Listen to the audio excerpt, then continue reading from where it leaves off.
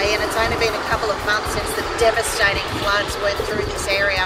They're within a metre of the bridge behind me, and you can still see the devastation with all the trees over. Just makes an interesting case for being able to check your insurance policies well before a natural disaster happens. We need to have our go bags ready and know what we're covered for, which can be really boring reading the fine print, but you don't want to find out the hard way that you don't have flood cover or bushfire cover when the time comes.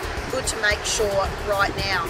Having our go bags is also a really important thing, that each member of the family has something they can quickly grab, lay their hand on. It's got a change of clothes, a bit of food, a torch, some batteries, and also really important documents, or copies of them at least, that are laminated and can go with you. So be prepared and be financially fabulous.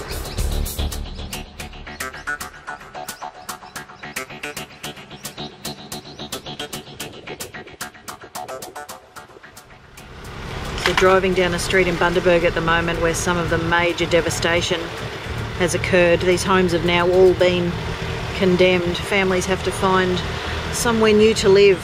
So depending on their insurance policies, whether they get emergency accommodation or have to rely on the charity of friends and family until they can either rebuild, be removed altogether, or start over.